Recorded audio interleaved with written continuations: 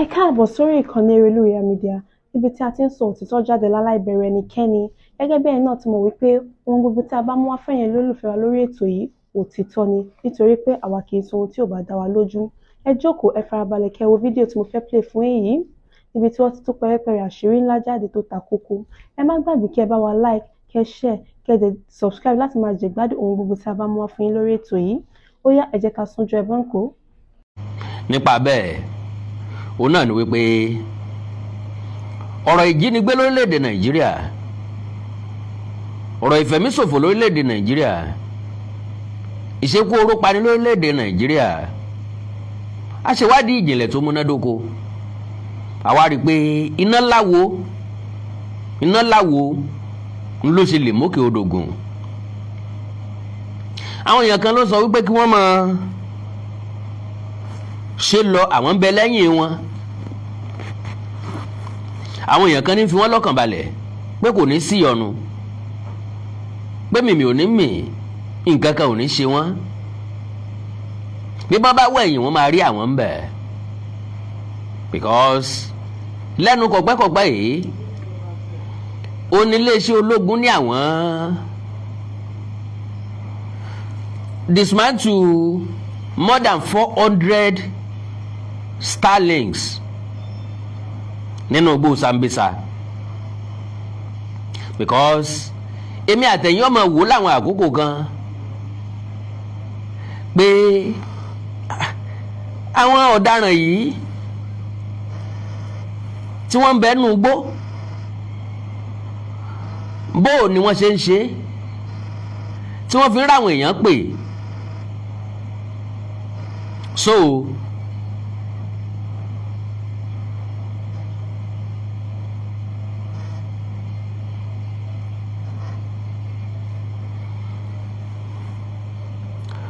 bó ni wọ́n ṣe ń ṣe tí wọ́n fi ń rí àwọn èèyàn pè, táwọn èèyàn fi ń communicate pẹ̀lú wọn láti fún wọn ní ransom àti láti gba ransom. Gbogbo ìwádìí kìíní ọ̀hún ńlá gbìyànjú wá inú gbóná wà bó network ṣe ṣiṣẹ́ débẹ̀. A mọ̀ wípé Starlink ni wọ́n ń lò. Iléeṣẹ́ ológun láwọn disconnect more than 400 Starlinks. Ó túmọ̀ sí pé àwọn èèyàn kan ló register Starlinks yìí, kì í sáwọn onísùnmọ̀mí tí wọ́n ń bẹ́nu igbó. Àwọn tí ń bẹ́nu ìgboro ni wọ́n register ẹ̀. Bàbá wò dáadáa, àwọn èèyàn tó sowọ́ papọ̀ pẹ̀lú àwọn tí ń gbé sùnmọ̀mí àtàwọn tí wọ́n ń jìyàn gbé, ẹ rí i pé wọ́n pọ̀. Lára wọn ni àwọn tí ń gbóúnjẹ lọ fún wọn, àwọn tí wọ́n ń kó nǹkan ìjà olóró lọ fún wọn, àwọn tí wọ́n ń sanwó fún wọn, àwọn tí wọ́n bá wọn kówó wọn tọ́jú. N ló jẹ́ kí n sọ wípé people and logistics. Ṣé mọ̀ wípé ọ̀tọ̀ láwọn èèyàn, ọ̀tọ̀ logistics. Àwọn kan ni wọ́n bá wọn gbowó láti ilẹ̀ òkèèrè.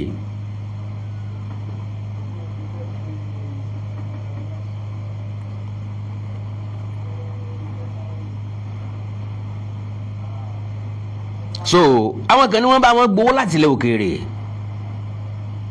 Bó làwọn eléyìí ṣe ń ṣe? Owó kí ni wọ́n ń pè é?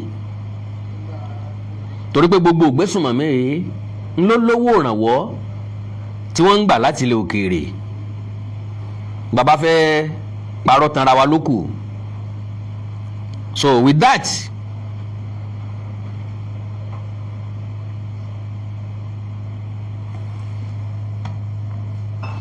so pẹ̀lú eléyìí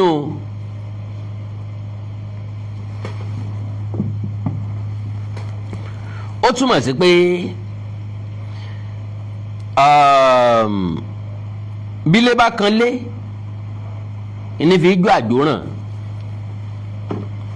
Tọ́jẹ́ pé bí iná bá ti kúrò lórí ilé kan yóò ta mọ́ mi, ilé kan lé ni. so òun ló fún àwọn èèyàn yìí lágbára torí ọ̀fẹ́ láti máa ṣiṣẹ́ láabi ọ̀hún látọdúnmọdún tẹ́nìkan kò fi rí wọn mú tẹ́nìkan kò sì rí wọn fìyà jẹ. tó bá ń sọ fún wa iléeṣẹ́ ológun sọ fún wa pé àwọn rí wọn pa àwọn mú wọn unfortunately mímú tí wọ́n láwọn mú wọn àwa rò wípé kí ló ṣe nẹ́tíwọ̀kì báyìí àwa rò wípé ó yẹ kó ti dín wọn kù ni àmọ́ wípé kàkà kó sàn lára ìyá àjẹ́ ṣe ló tún fi gbogbo ọmọ bí obìnrin ẹyẹ wá ń yílu ẹyẹ. Having said that, mo fẹ́ kẹ́ ẹ farabalẹ̀ bí ìyàwó tó fowó ọbẹ̀ dájọ́.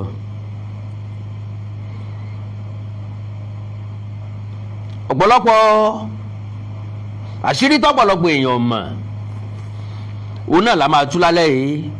Brigadier General Martins wọ́n sọ ọ̀pọ̀lọpọ̀ ọ̀rọ̀ fún wa, ok? kí làwọn ọ̀rọ̀ tí wọ́n sọ?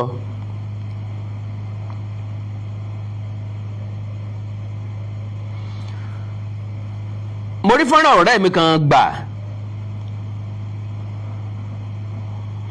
ẹ jẹ́ n kọ́kọ́ play fọ́nrán yẹn. wá bá wo nẹ́tíwọ̀kì yìí, kí ló dé tó ń lọ tó ń bọ̀ báyìí?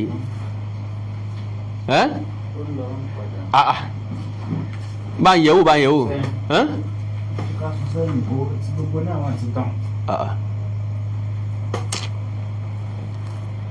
ó ń lọ ń bọ̀ ni náà.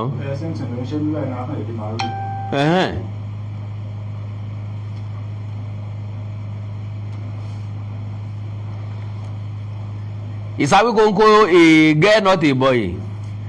I am a boy not a girl. Network yìí dákun ọ̀rọ̀ tó ṣe pàtàkì la fẹ́ sọ, ẹ dákun torí Ọlọ́run bẹ́ẹ̀ bá ṣe ń wọlé ẹ bá ń pín program yìí, mo bẹ̀ yín nẹ́tọ̀ ẹ jọ̀ọ́ torí Ọlọ́run ẹ dákun mo ń bẹ̀ yín ní mo sakọ ẹ dákun k'Ọlọ́run wá gbà mí lọ́wọ́ network yìí lónìí nìkan dé, k'Ọlọ́run gbà mí lọ́wọ́ network yìí.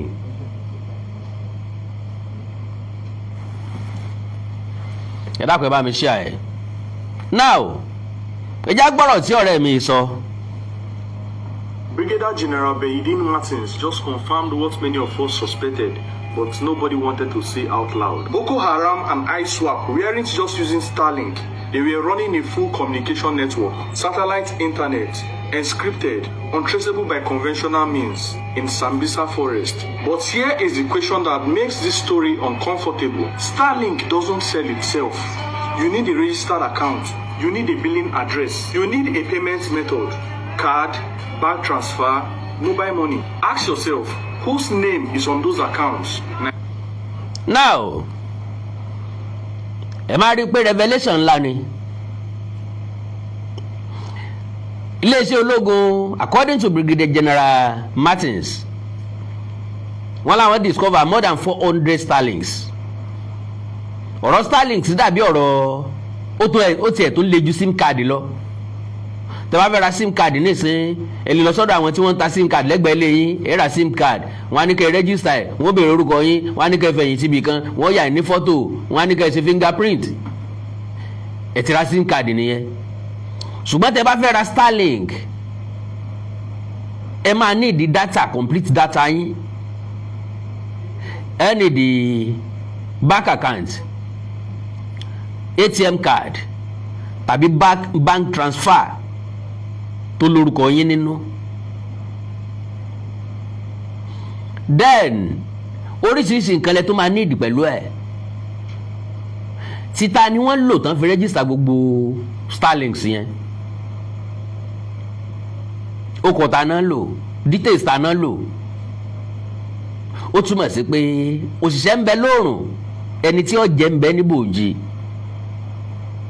àwọn tí ń kún wọn lọ́wọ́ tí ń ràn wọ́n lọ́wọ́ tí ń bá wọn ṣe bòójì ni wọ́n wà. ẹ já gbọ́rọ̀ ọ̀gbẹ́ni tán. Nigerian names, foreign names, shell companies, or are we looking at a laundering structure so sophisticated it bypasses every KYC protocol SpaceX claims to have? The military says hundreds of civilian collaborators have been arrested, some willing, some coerced. But let's be very... Now, wọ́n ti ń sọ eléyìí fún wa láti bí ọjọ́ tó ti pẹ́. Gọ́ọ̀mẹ̀ntì Nàìjíríà máa ka list orúkọ àwọn èèyàn tíjọba ni wọ́n wà behind the sùmọ̀mí gbígbé yìí. Now, wọ́n láwọn kan yọ̀ǹda ara wọn, wọ́n jọ̀wọ́ ara wọn lẹ̀ pé ó dáa, àwọn tọrọ dáríjìn, àwọn ti dà tó bí kí wọ́n gbà wọ́n padà sínú society. Wọ́n fi tìpátìkùkù mú àwọn kan. Clear. A farmer forced to carry rice to Sambisa is not the same. Now, ẹ já gbọ́rọ̀ lẹ́nu brigadier tí ẹni ká kọ́kọ́ sọ ni àbí táwọn tó wà behind wọn kò sí lè tá kọ́kọ́ sọ tá kọ́kọ́ sọ ń bẹ̀ but ó wà very very disturbing. Now, troops of Sector 2 operation say they have intercepted and recovered more than 400 Starlink communication devices allegedly used by Boko Haram and ISWAP terrorists across the northeast theater of operations. The sector commander, Brigadier General Beyidi Martins, disclosed this during a briefing with the first correspondent on ongoing intelligence-driven strangulation operations targeting terrorist logistics and communication networks. Now, according to this man, wọ́n discover, wọ́n seize ẹ̀. Ìwádìí wo ni wọ́n ti ṣe láti May 12 nípa registration àwọn Starlinks yẹn, èèyàn mélòó wọ́n ti arrest, ọkọ̀ wo ni wọ́n fi register, details wo ni wọ́n lò. Èmi rò wípé iléeṣẹ́ ológun yẹ kí wọ́n ṣe jù bẹ́ẹ̀ lọ.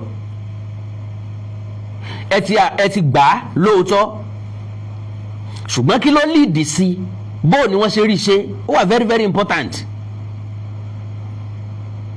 Now, the sector commander, Brigadier Martin said the devices linked to Elon Musk's satellite internet service were recovered during sustained military operations conducted in Sambisa Forest, the Timbuktu Triangle, and other identified insurgent enclaves. He explained that the seizure formed part of a wider strategy aimed at cutting off insurgents from critical operational support systems, including communication, logistics, and supply chains. Now, ẹja bára wa sòótọ́ ọ̀rọ̀ kan. Ṣẹ̀rí Starlinks ó ju gbogbo àwọn telecommunication tá à ń lò lórílẹ̀‐èdè Nàìjíríà lọ, because ó ń ṣiṣẹ́ globally ni. Ìyẹn túmọ̀ sí pé Starlink tẹ́ ń lò ní Nàìjíríà, you can actually use it in Chad, in Cameroon, and any other part. Kennedy space ló ń lò, kò lo mast bíi ti M kìíní kan G kìíní kan. So kẹ́ẹ̀kan gbé síta kọ́kàn róòrùn lásán. Èmi mọ̀ wípé gbogbo telecommunication tó wà ní Nàìjíríà nínú wo ní dùn sí pé bó ṣe dé lóòótọ́ tálíkà kọ́ ló ń rà á. Ẹjá béèrè lọ́wọ́ ara wa, bó o ní èèyàn lásán wo ló lè afford Starlinks tí wọ́n tà ní 600 plus 700 plus 800 plus 800 plus 800,000 plus. So ẹ wo iye tí wọ́n máa fi ra 400 yẹn.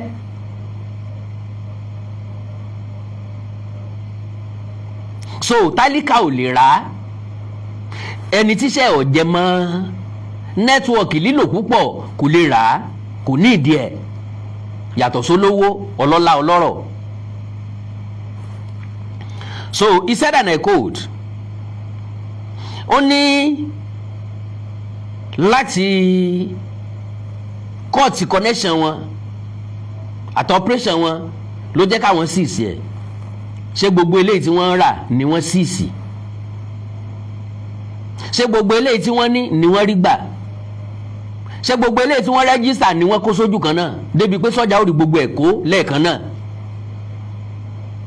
All right, he said, and I quote, "The livelihood of terrorist activities is logistics resupply, and we are deliberately denied them freedom of movement for supplies, communication equipment, fuel and other operational materials across the theatre."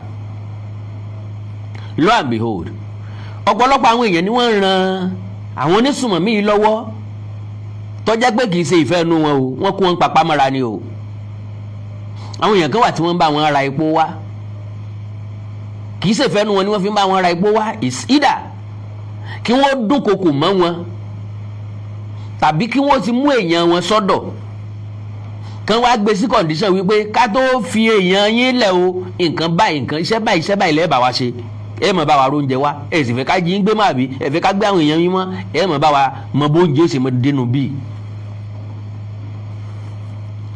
All right. Fuel and other operational materials across the theatre. According to him, terrorist group rely heavily on civilian linked supply networks and local collaborators to move food, fuel, drugs, communication gadgets, and spare parts into remote hideouts. Can you imagine that? Because mọ́tò wọn náà máa ní 40, fóònù wọn á máa bàjẹ́. Ẹ̀ńtọ́ wà nù gbó sódò ò ní pa fóònù mọ́ lára, sí ò lè bàjẹ́? Mọ́tò tí wọ́n ń gbé káàkiri ṣé kò lè bàjẹ́? Bó ni wọ́n ṣe mú mẹkáníìkì débẹ̀? Pẹ̀lú ìrànlọ́wọ́ àwọn èèyàn kan ni.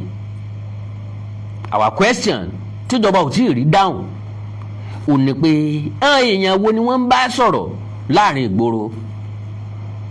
Á dárúkọ ọ̀pọ̀lọpọ̀ àwọn èèyàn wọn ní ìsìn. Ó ní he noted that while some individuals collaborate voluntarily, others do so under coercion and intimidation. Yes, I said it. Gbogbo àwọn tí wọ́n ń kún wọn lọ́wọ́ tí wọ́n ń rí lò nǹkan ni wọ́n ṣe deliberately pẹ̀lú ìfẹ́nu wọn. No, majority wọn ò di dandan fún wọn láti ṣe ni. So àwọn eléyìí ìjìyà tí wọn ò tó nǹkan tàbí ká má wulẹ̀ fìyà jẹ wọ́n gbà tá ti mọ̀ pé kì í ṣe pé ọ̀tọ̀ kan wọn wá.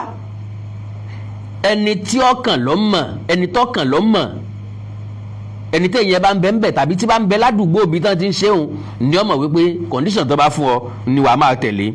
Martins further revealed that troops had infiltrated multiple logistic networks used by insurgents to sustain intelligence operations, targeting transporters, traders, and supply syndicates operating across the region. He said hundreds of suspected logistics suppliers, couriers, and collaborators have been arrested in ongoing operation designed to dismantle insurgent support structures.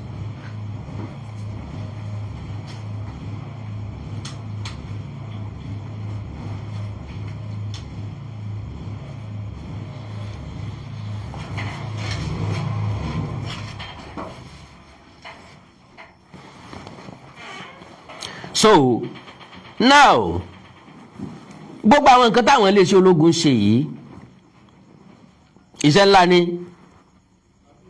lára tó lè pinwọ́ wọn nìyẹn, lára tó lè dín agbára wọn kùnú. Ṣùgbọ́n ṣé ẹ gbàgbé àṣà mi pé ká pa eku kò pé kí wàhálà eku ó dá. Bẹ́ẹ̀ bá pa eku tẹ́ fìyà eku lẹ̀ yóò bímọ míì. Bẹ́ẹ̀ bá ti pa eku, ẹ pa ìyá eku, ẹ pa bàbá eku, ẹ pẹ̀gbẹ́ eku, ẹ pa àbúrò eku, ẹ pa àwọn ọ̀rẹ́ eku. Ẹ fẹ́ kí wàhálà wọn dá nìyẹn. Ìyẹn túmọ̀ sí pé bẹ́ẹ̀ bá lè máwọn onísùnmọ̀mí nìkan, bóyá fi wọ́n sátìmọ́lé àbẹ́ fìyà jẹ wọ́n àbẹ́ prosecute wọn, àwọn tó rán wọn ń kọ́, àwọn tí ń bá wọn gbépo tí wọ́n ń gbé lẹ̀ ń kọ́, àwọn tó tì wọ́n sínú igbó tí ń rán wọn ṣe dé tòrutòru ń kọ́. Elite ni wọ́n o, àwọn tó nífọ̀n tó lè kanna ni o, àwọn tí ń lọ tí ń bọ̀ lú òkè òkun ni wọ́n o. Alright. He said, and I quote, "It will interest you to know that arrests are made in a daily basis. So far, we have disrupted over 400 logistics-related networks supporting terrorist operations." He added, the commander also disclosed the interception of consignment, including premium motor spirit, drugs, medical supplies, food items, and spare parts suspected to be destined for terrorist camp. Oògùn tí wọ́n lò, àwọn náà sá ń ṣàìsàn. Oògùn tí wọ́n lò, púpọ̀ nínú wọn ni wọ́n ń gba fara gba ọgbẹ́. Àwọn ẹgbẹ́ wọn náà ní ń bá wọn tọ́jú rẹ̀ nínú gbóǹbẹ̀. Ṣùgbọ́n gbòòrò ni wọ́n ti ń rògùn lọ. Oúnjẹ tí wọ́n jẹ, petrol tí wọ́n máa fi nu mọ́tò. Bẹ́ẹ̀ bá ti lè rí gbogbo eléyìí iṣẹ́, kò síbi tí wọ́n lè gbé mọ́tò lọ mọ́. Láì dẹ̀ sí mọ́tò, kò síbi tí wọ́n ti láǹfààní àti wá jiyàn kó. So gbogbo àwọn nǹkan ìlú iṣẹ́ pọ̀ fúnra wọn. He said the items were intercepted along major supply corridors stretching from Kano through Inguru into the Timbuktu Triangle, Sambisa Forest. Can you imagine? Àwọn èèyàn kan ni wọ́n kó fún wọn láti Kano tó fi ń gba abẹ́yẹ kọjá lọ Sambisa Forest and adjoining areas. Martins noted that livestock markets had also been exploited by insurgents to dispose of rustled animals and generate funding for operations. In response, security agencies and local authorities have introduced striker verification measures requiring proof of ownership before livestock sales are approved. Then, he said, and I quote, "If animals are not properly identified, they will not be sold. Through that arrangement, we are tracking and disrupting their sources of financing." He added that ongoing strangulation operation has significantly weakened terrorist logistics networks and reduced their operational flexibility across the theater. Martin also said sustained military pressure had forced several insurgents and their families to surrender, while others continue to lose freedom of movement and operational capacity. He reaffirmed the commitment of Sector 2 to intensify offensive operations and sustain pressure on terrorist network across the northeast. Now, àwọn question kan tán láti sáré béèrè pàápàá lórí ti network yẹn ò ní wípé identity ta ni wọ́n lò láti register more than 400 starlings. Ó necessary kí government yóò identify àwọn èèyàn tán wà behind there.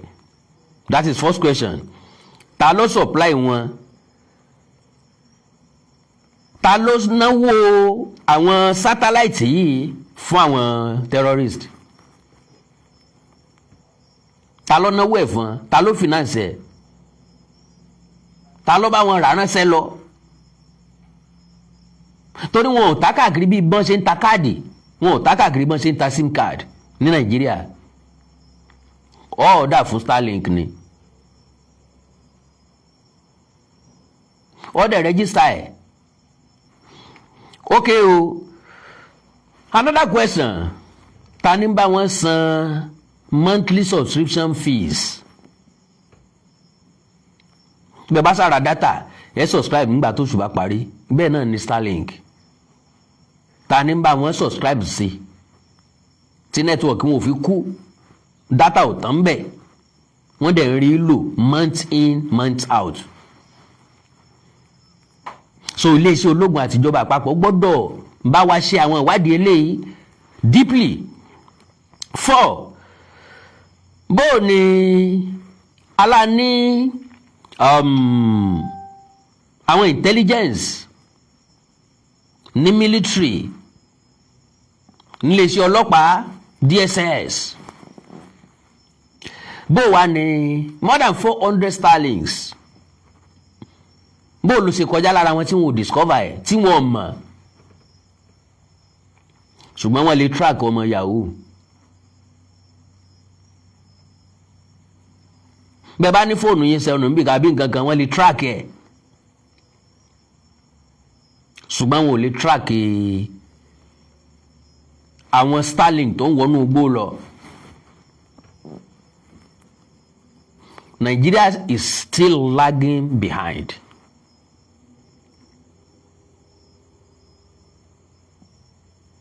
Are you getting me?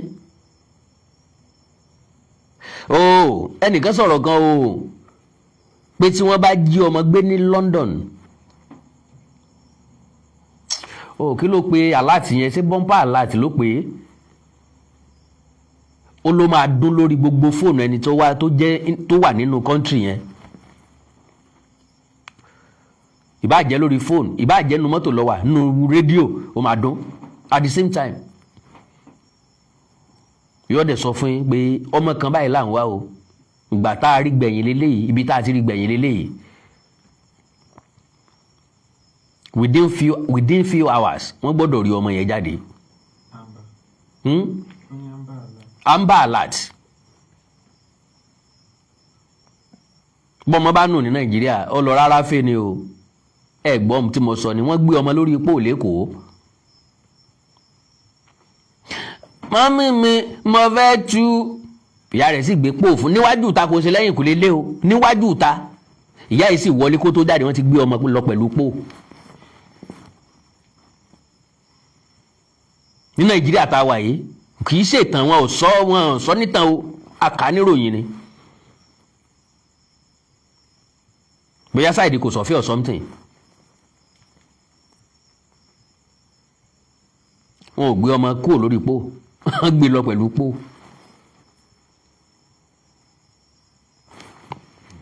So now ó yẹ ká béèrè, yàtọ̀ sáwọn aráàlú, sáwọn tí wọ́n wà nípò ìjọba, sáwọn náà gbàbọ̀dè nílé iṣẹ́ ológun àti rọ́pọ̀lọpọ̀ alábọ̀dè tó fa ikú ọ̀pọ̀lọpọ̀ ọmọ ilé iṣẹ́ ológun nínú ìjà fún orílẹ̀-èdè wọn, láti jà fún àwọn láti gbéjà kojú àwọn onísùnmọ̀mí. Lára wọn ni ó sọ̀nà bíi táwọn ń gbà bọ̀ àtọjọ́ táwọn fẹ́ suppression, táwọn onísùnmọ̀mí ó fi dúró síbẹ̀ tí wọ́n fi kókó máa kọlù wọn. Now ìjà wa béèrè lọ́wọ́ ara wa, ṣé ìṣe pé iléeṣẹ́ ológun àti ìjọba náà ń ṣe cover up fáwọn èèyàn yìí? Ọ̀dà àwọn òun ló wà behind ẹ̀, tó wà behind ìgbésùnmọ̀mí lórílẹ̀‐èdè Nàìjíríà.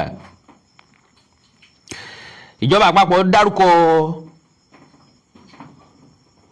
bóyá 15 individuals ní 2024 tí wọ́n ní àjọṣepọ̀ pẹ̀lú àwọn onísùnmọ̀mí yìí. Àwọn ni wọ́n ń finance wọn. Ṣé mọ̀ pé tí ó fẹ́ kíjà ó tán ni mọ̀ ń finance ìjà. Ekele jẹ ẹ bá ń gbóúnjẹ lọ fún wọn ń gbóúnjẹ bọ̀, bẹ́ẹ̀ bá jẹun tó ẹ mú nǹkan lé wọ́n ń gbẹ̀mú bọ̀, ẹ máa jẹ ẹ máa mú ẹ máa yìnbọn, ẹ má gbà fún ọ, ọwọ́ wọn ò sì gbọ́dọ̀ dùn yín, ẹ má dáwọ́ dúró títí tẹ́tọ̀ wá fi tẹ̀ à lọ́wọ́, wọn ò tí ì bá mi sọ̀rọ̀, ẹ sá máa jà lọ́nà. Àwọn kan ní bẹ́ẹ̀ ok, ńgbà tí wọ́n kó líìsì ọjọ́, àwọn tí wọ́n sọ ní Túkọ̀ Màmú, ṣé wọn ò dámọ̀ ni? Ǹjẹ́ wọ́n ti arrest ẹ̀? Yusuf Gazali, Muhammad Sani, Abubakar Muhammad, Salaudeen Hassan, Adamu Ishaq, Hassana Oyisa Isa, Abdulkarim Musa, Umar Abdullahi. Ok, ọ̀dà iléeṣẹ́ mẹ́fà níjọba àpapọ̀ láwọn mú jáde tí wọ́n ń finance àwọn onísùnmọ̀mí ní Nàìjíríà. Iléeṣẹ́ mẹ́fà ọ̀hún bó bá jẹ́mi ní ààrẹ, yàtọ̀ sí pé wọ́n ti gba láísẹ̀sì gbogbo iléeṣẹ́ ọ̀hún, àkọ́kọ́ nìyẹn. Ẹlẹ́ẹ̀kejì ni pé wọ́n ti forfeit gbogbo iṣẹ́ wọn pátápátá fúnjọba. torí wọ́n wà nínú ẹni tó dá ẹ̀mí ọ̀pọ̀lọpọ̀ èèyàn légbodò. Bí àwọn ò bá finance wọn ìgbésùnmọ̀mí ó ti rọlẹ̀ tipẹ́tipẹ́. So now àwọn náà ni Bureau de change, àwọn Bureau de change operators wọ́n wà ń bẹ̀. Alright, lára wọn ni West and East Africa General Trading Company Limited. Àwọn yẹn send like $700,000 sí wọn.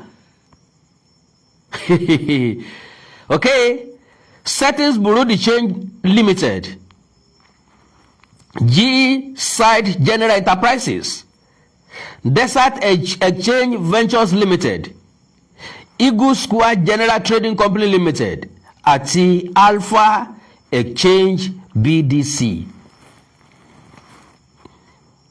Àti finance ìgbésùnmọ̀mí lókè ọya nìyẹn lórílẹ̀‐èdè Nàìjíríà rather tí wọ́n ń tọ̀mẹ́ǹtì ìjọba years in years out. Oríṣiríṣi ìjọba ló ti tákù wọn tì. Tinubu ló kù tá wá díẹ̀ bí ẹrù.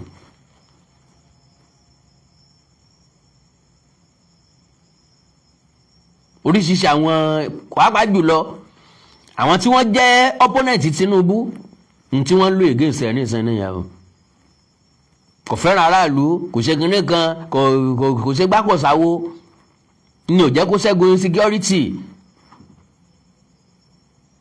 tó ti dé tó dé bá tí ìṣó ń lọ dálẹ̀ tí ìṣòrí ẹ̀ ló ti bẹ̀rẹ̀. Lóòótọ́ gbogbo ẹ̀bi àádìrú ẹnikẹ́ni tí bá ń bẹ nípò ìjọba. Mo lè ṣe o lè ṣe ọ̀dà náà máa bọ̀ níta fi gbé Tinubu wá nìyẹn.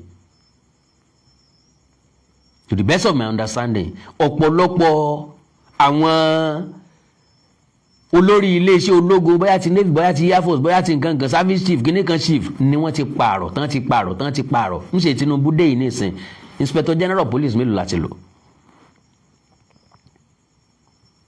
service chief mélòó láti lò, gbogbo àwọn ministers wa kí ni iṣẹ́ àwọn ministers gan. I just want to know. Minister of Information, Minister of kíní kan, Minister of kíní kan, kí ni iṣẹ́ wọn gangan. Láti jókòó sọ́fíìsì àbí ọ̀tán iṣẹ́ wọn náà nù àbí ṣọ́dá. So security officials familiar with the findings said the destination followed months of intelligence tracking, analysis of financial flows and collaboration with international partners. Ẹja béèrè lọ́wọ́ wọn látọjọ́ tán ti discover àwọn individuals yìí pẹ̀lú àwọn companies yìí níbo ni wọ́n gbé wọn dé. Ṣé wọ́n ti sà wọ́n lọ́kọ̀ọ̀kan? Gbogbo companies á ló léèyàn behind ẹ̀. O lè register company láì sorúkọ ẹ̀ ń bẹ̀, láì sí details ẹ̀ ń bẹ̀, láì sí address ilé ẹ̀ ń bẹ̀, láì sí address office ẹ̀ ń bẹ̀. Ṣé wọ́n ti trace àwọn èèyàn yìí lọlé? Ṣé wọ́n bá wọn? Ṣé wọ́n ti kó wọn? Ṣé wọ́n ti tilẹ̀kùn ọ́fíìsì wọn? Ṣé wọ́n ti tilẹ̀kùn ilé iṣẹ́ wọn? Gbogbo orú nǹkan báyìí tán bá ń prosecute wọn, tó bá jẹ́ pé prosecute wọn truly ó yẹ ká máa follow prosecution wọn. Níjọ́ tí wọ́n gbé wọn lọ ilé ẹjọ́ kárí fọ́tò kárí fídíò ẹni tí ó lọ kóòtù kárí ìkẹ́kọ̀ọ́ ká lọ mójú àwọn tí ń da Nàìjíríà rú. Emma ti wáyé ọlọ́dún gbẹ̀gbẹ́ Emma ti wáyé Olúmọ̀nàgún ní ọmọ ti lọ rẹ̀. Ok, àwọn ni wọ́n ń finance àwọn èèyàn, that means àwọn ni wọ́n mọ̀ wọ́n. When you arrest them they will now talk to them. Ok o ẹ̀yin èèyàn wa ọ̀ká ti fò ẹ kúrò níbi tẹ́ wà. Ṣe mọ́ ẹ stop ẹ̀. Ìgbésùnmọ̀mí ìjínigbé ní Nàìjíríà yóò ti lọ sókun gbàgbé. Nígbà tá a bá arrest àwọn èèyàn kan mo tá a wá rí pé wọ́n wà influential tá a wá fọwọ́ ra wọn lórí tá a arrest wọn tá a gba béèlì wọn. Ẹ ṣe máa gba béèlì ẹni tí ń finance terrorism. How will you collect their bail? Àwọn cases míì wà tẹ́ máa rò pé wọ́n bá ti mú yàn ó yẹ kán lọ tì mọ́lé pápátá ni wọ́n á lọ́wọ́ àwọn ní bailable offence ni. Bá a sì náwó wájú eléré lásán ẹ sọ pé dandan ká lọ ṣẹ̀wọ̀n ni ẹni tí ń finance ìgbésùnmí àti ìjínigbé lórílẹ̀‐èdè Nàìjíríà tí wọ́n ń pa kúkúrú tán ń pa gígùn tán ń pa Christian tán ń pa Mùsùlùmù, àwọn lè gba béèlì, wọ́n lè máa rìn kán máa ya fada láàrin ìgboro. àwa paná ìgbésùnmọ̀mí tì àwa rí pa, jojúmọ́ ní ràn mọ́ bí òrùn, jojúmọ́ ní ràn wọ́n bí ìtàn mọ́ná. torí pé àwọn bàbá àṣàlẹ̀ wọ́n rìn wọ́n yan ń gbòòrò, ní tí wọ́n fi sekùn yóò tó gbà pitó. wọ́n mọ̀ náwó bí ẹlẹ́dà, bóyá wọ́n wà níbi tán ti ń fọwọ́ rí obìnrin ń jà kínní sin, wọ́n máa fọwọ́ ra wọn ń kun ìródóródó, àwọn ọmọ wọn ń bẹ́nu igbó tí wọ́n ń pawó fún wọn. níbi tí kínní yẹn báàdì tó, Mr. Olóyè Aliu, God bless you sir, níbi tí kínní yẹn báàdì tó, owó kéékèèké ni wọ́n mọ̀ fáwọn tí ń jìyàn gbé gangan. Ọlọ́run sáwọn ni ó gbowó ni àwọn kọ́, ọ̀tọ̀ làwọn tí ó gbowó, àwọn tí ó gbowó wọ́n wà pè wọ́n ti sanwó ẹ̀fún wọn lẹ̀. àwọn tó jí wọn gbé gangan kọ́ ni yóò gbowó. àwọn dádì, àwọn ọ̀gá, àwọn senior, àwọn bàbá àṣàlẹ̀ ni yóò gbowó, kọ́ lásán ni yóò jẹ́ dọ́dọ̀ tiwọn. yóò yà ń lẹ́nu pé ó lè jẹ́ ìsìn ó ti gbowó wẹ̀sì lẹ́ẹ̀ ti gbọ́mọ, kò ní súnmọ́ tòsí ibì kan náà rárá láíláí. ẹ lè lọ sanwó síbi táwọn ọmọ tòsí ibi táwọn ọmọ wà láíláí. ìyẹn túmọ̀ sí pé ìjọba orílẹ̀-èdè Nàìjíríà nínú dídùn sí. when we are talking about government, it doesn't mean Bola Ahmed Tinubu per se or only him. gbogbo àwọn tí wọ́n jọ ń ṣèjọba ni wọ́n nínú dídùn sí nǹkan tó ń ṣẹlẹ̀ yìí. wọ́n lè pretend lójú wa pé inú àwọn òdùn sí, tàbí àwọn náà ń gbìyànjú lé lórí. To the best of my understanding, wọ́n mọ possible way, an easy way láti tackle insurgency, but they will never do that. mo ń wo kí lorúkọ ọ̀gbẹ́ni òpònú tó wà ní Arise TV yìí, mọ̀lẹ́bí Ẹ́lí ẹ̀tìmẹ̀tì mọ̀ bá wí, ń sọ wípé owó tán yà sílẹ̀ fún insurgency ó kéré ju iye tí Bọ́lá Ahmed Tinubu fi ń travel out lọ. I don't know their cry about that. kò sẹ́ni tó sunkún gba tí Buhari ń lọ sókè ò tí ń lọ odò, ó ní iye tí Buhari gbé lọ hospital ńgbà tó wà nílé ìjọ tó wà lórí ipò gẹ́gẹ́ bí ààrẹ. almost 150 something days ni Buhari lò lórí bed, lórí sick bed. ó dẹ̀ jẹ́ president Nàìjíríà. ńbo làwọn Ẹ́lì wà nígbà náà, ńbo làwọn Rufai wà nígbà náà. níbi táwa ti ń rò wípé kò yẹ kí wọ́n yáwó sọ́tọ̀ fún insurgency gan mọ́. iṣẹ́ àwọn ológun ni tí wọ́n ń gba sálárì lé lórí. yíyáwó sọ́tọ̀ fún ni ó jẹ́ kíkiní yẹn end láti ẹjọ́ yìí. because we keep asking them, ká lórílẹ̀‐èdè míì ló gbógun wá sí Nàìjíríà, ṣé bá a ṣe máa ṣe leléyìí? ká ní Chad ló fèsì wa pẹ̀lú ogun, ká ní Cameroon ló gbógun wá, ká ní Niger ló gbógun wá, ṣé bá a ṣe ṣẹ́gun ti leléyìí? tá a máa dájọ́ sí i, tá a máa allocate owó fún lọ́dọọdún, níbi tẹ́ ń pọ́ǹpù owó sí kó lè parí náà ó, tẹ́ bá ti sinmi ẹ̀ ní pọ́ǹpù owó síbẹ̀ mọ́ náà ó. báwo la ti fẹ́ máa sọ̀rọ̀ bẹ́ẹ̀ nípa àkínsọ ọmọ Nàìjíríà, bẹ́ẹ̀ nípa àwa mọ̀ wá Nàìjíríà. Nàìjíríà máa ń kúndùn àjẹǹjẹtúnjẹ ni, Nàìjíríà máa ń kúndùn àjẹǹjẹtúnjẹ. bí ó bá jẹ́ bẹ́ẹ̀, ó yẹ káwọn tó wà ní Senate after 4 years kan láwọn kí ń fúra lára wọn kan láwọn ọlọ́mọ, tàbí tó bá ti ṣe second term nínú wọn kó sọ willingly pé òun ò díje mọ́, kẹlòmíì ò díje. àgífẹ́ kọ́nà jẹ́ dí àfẹ́ takú síbẹ̀ ni, ọrùn sùlàparò òkú lé, ibi ni máa kú sí, bóyá ló máa délé. so insurgency ní Nàìjíríà àpapín ni o. gbogbo àwọn tí mo kà á lẹ̀ yìí ṣèjọba ti arrest wọn, tán bá ti arrest wọn. gbogbo àwọn Starlink tán náà gbà yìí ṣèjọba ti wo àwọn orúkọ tó link mọ́ àwọn tó bá wọn register ẹ̀. kò sí nǹkan tí ò ṣe wádìí gbogbo kọ́ pápátá ló ní rẹ́kọ́ọ̀dù lọ́dọ̀ telecommunication companies. ǹtẹ́ bá fẹ́ MTN pé ẹ lọ sílé MTN gọ́ọ̀mẹ̀ntì láṣẹ àtagbára láti lọ sọ́dọ̀ MTN ẹ bá wa trace line yìí àfẹ́mọ̀ àwọn tí ń pè kí wọ́n dẹ̀ trace ẹ̀ one after the other kí wọ́n dẹ̀ fish àwọn tó wà ń bẹ̀ jáde ẹ má ṣe lábẹ́lẹ̀ ẹ ṣe máa ṣe lókù òru wọn tán fìtínà gbogbo òlu tí wọ́n ó dédé wọ̀lú tó dédé máa yìnbọn fún wọn.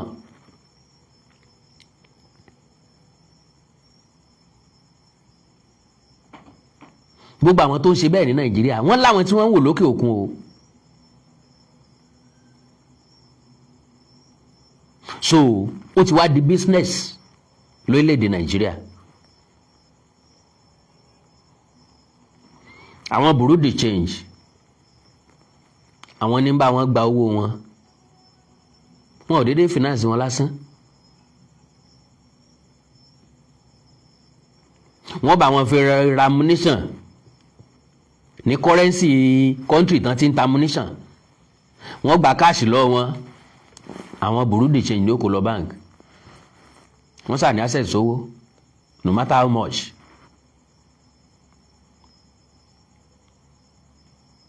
tó bá jẹ́ orílẹ̀-èdè tí wọ́n ní ìtumọ̀ ni Nàìjíríà ò ní ìtumọ̀ sorry to say orílẹ̀-èdè wa ni kò síbi tá a fẹ́ lọ bọ́ Nàìjíríà ò ní ìtumọ̀ orílẹ̀-èdè tí anybody lè wọlé sí country yìí tẹ́nìkan kan ò ní mọ̀ ní Nàìjíríà àbí wọn parọ́ ni majority èèyàn ló ti wọlé lónìí àmọ́ majority èèyàn ló wọlé sí ìpínlẹ̀ Ọ̀ṣun lónìí àmọ́ majority èèyàn ló wọlé sí ìpínlẹ̀ Ọ̀yọ́ lónìí àmọ́. Gba àwọn orílẹ̀-èdè kan bẹ tó jẹ́ African countries kò sí ẹni tó wọlé sí country wọn tí wọ́n mọ̀. Egypt ńlẹ̀ńlẹ̀ ń bẹ̀ wọn kó o tó ní access sí phone wọn ò rí visa tó fi wọlé sọ́dọ̀ wọn. ó gbádùn mi kó o tó lè ní access sí phone wọn ò rí visa tó fi wọlé sọ́dọ̀ wọn wọ́n dẹ̀ wòye ọdún tí wọ́n wòye oṣù tí ń bẹ lórí visa ẹ̀ iye sim card yẹn ni wọ́n tà fún ọ.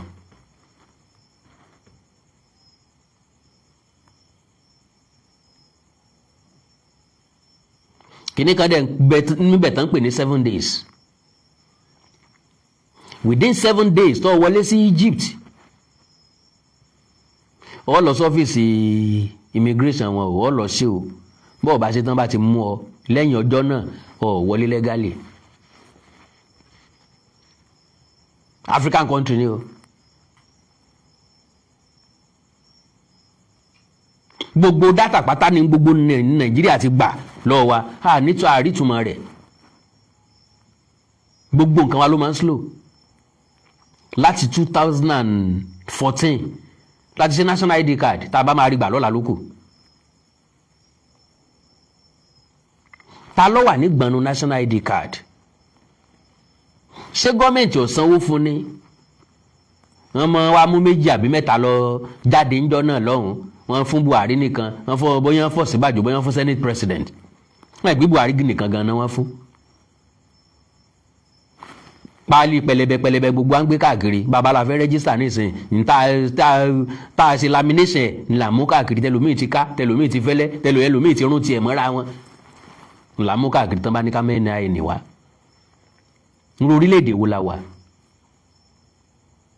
ṣé gọ́ọ̀mẹ̀ntì ọ̀yáwó sọ̀tún fáwọn oní national ID card ńgbà náà ni lásà ti ṣe national ID card rèé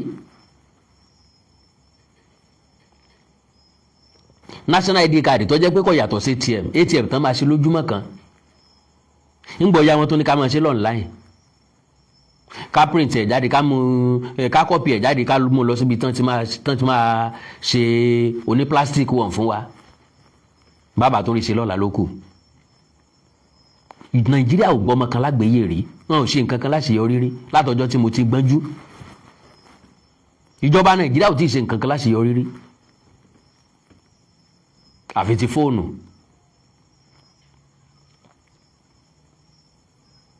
telecommunication torí pé kì í dẹ̀ ṣe Nàìjíríà náà ní fóònù ti ń wá wọn ò ṣe ní Nàìjíríà, wọn ń kó wá Nàìjíríà ni. Àwọn ẹni ẹlẹ́ni ń tà wọ́n ń pawó ni. Tó bá jẹ́ Nàìjíríà ni ó ṣe ni wọ́n ṣe fóònù mi láàbọ̀, wọn ò ní pa awẹ́ fóònù mi lẹ́ẹ̀mọ̀ ra, awẹ́ kan lẹ́ẹ̀mọ̀ ra, ẹ lọ́ọ́ mọ̀ ra yòókù China ni. So kò sí nǹkan tó lé ságbára àwọn onísùmọ̀mí, agbára àwọn ajínigbé, sọ́jà agbára sọ́jà lọ ni. Bó bá ti jágbára sọ́jà lọ, ẹja gba yúnífọ̀mù lọ́rùn wọn, ká gbádá sí wọn lọ́rùn, kò sí ní tó lé ń bẹ̀. Tá bá fìyàn jó yàwùrì tí ò lè gbádìí ẹ. Gbogbo ẹni tó máa jẹ́ sọ́jà gbọ́dọ̀ jẹ́ expert àtàmọ́tàsé.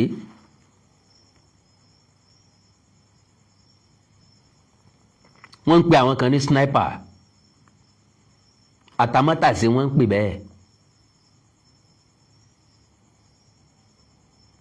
Àtàmọ́tàsé ni àwọn tí ó gbẹ̀mí èèyàn tẹ̀ ní rí traces ẹ̀, wọn yìí bá tì.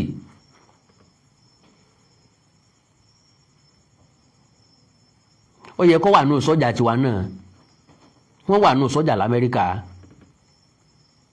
Orílẹ̀-èdè l'Amẹ́ríkà láyé, orílẹ̀-èdè ní country yẹn. America is a great country, well, the greatest country so far. Wọ́n torí Osama bin Laden, wọ́n dẹ̀ train ní àwọn special navy, wọ́n pè wọ́n ní SEAL.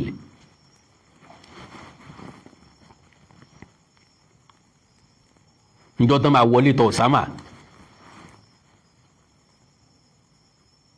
Osama tán ti wá lélélélélélélélé, wọ́n pa wọn pọ̀ mẹ́ẹ̀.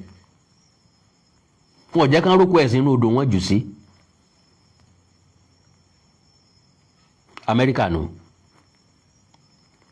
Bó bá jẹ́ Israel ní insurgency kan ti ṣẹlẹ̀ báyìí nísìnyí,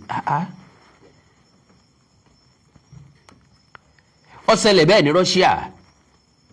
Mo fẹ́ sọ̀rọ̀ nípa ìtẹ́lẹ̀ ṣùgbọ́n mi tí ní sọ. Lóòótọ́ àwọn ọmọ iléèwé táwọn yẹn kó, wọ́n pa púpọ̀ nù wọn o, ṣùgbọ́n wọ́n mú gbogbo wọn balẹ̀. Nigeria ò tí wà intelligent to that.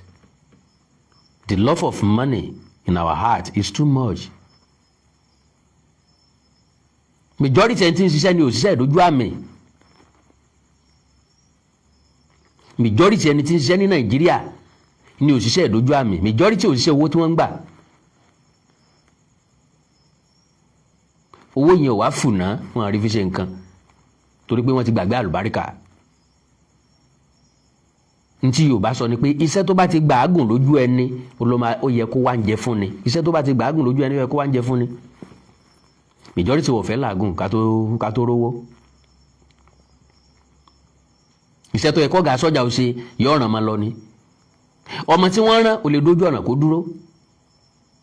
Tó sọ pé gbogbo iṣẹ́ tó bá le náà máa rán lúwa rẹ̀, àwọn náà ò sì rán máa wọn lọ. Tó wọ́n lọ jókòó sábẹ́ igi kan tó yóò sì padà wá, yóò ló ń ti ṣe. Ní padà wá ń sílé wa lórí nìsín. Àwọn ọlọ́pàá ṣiṣẹ́ ṣúẹ́ṣúẹ́, wọ́n fi yòókù lẹ̀ fún yín. Nígbà tẹ́ ẹ kẹ́jọ́ lọ sọ́dọ̀ ọlọ́pàá, tó yẹ kí wọ́n wá lé yín, kí wọ́n wá bẹ̀lẹ̀ yín wò, tán tó ń rẹ́ ni tẹ́ wá fẹjọ́ sùn pé kó lọ ya fọ́tò wá. Ẹ̀tìrẹ́ nìkan tí ó rojọ́ ọmọ rẹ̀ lẹ́sẹ̀ rí. Ẹ̀tìrẹ́ nìkan tí ó rojọ́ ẹ̀bímọ rẹ̀. So ìjínigbé ní Nàìjíríà lucrative business ni. Ilé ìtọ́kàn wa tá a fi ń rojọ́, tá a fi ń satótónu, òun náà ni tàwọn ọmọ ọlọ́mọ tí wọ́n kó sínú igbó yìí, 39 children. Ọlọ́run ní jẹ́ kẹ́nìkan kan ní wọ́n sọmọ nù o. Láti May 15 ni wọ́n ti kó àwọn ọmọ yìí, òní ni June 1st. Wọ́n kájọ́ lọ náà nìyẹn o. Mo rí picture kan lórí social media lónìí tí wọ́n sọ pé táwọn ọmọ yẹn ni Ọlọ́run ní jẹ́ kó jẹ́ tiwọn, kò tiẹ̀ ní jẹ́ tiwọn, propaganda ni.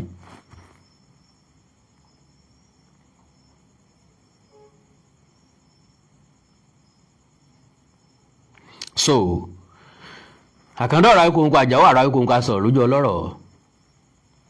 Gọ́ọ̀mẹ̀ntì Nàìjíríà wọ́n nílò láti jáwé sóbì. gbogbo àwọn tẹ ní wọ́n ní líǹkì máwọn Boko Haram ISWAP nǹkan yìí ẹ ti kọ́ ọkọ̀ wọn jáde ṣé ẹ ti arrest wọn kí ni ìgbésẹ̀ tẹ gbé lẹ́yìn ẹ̀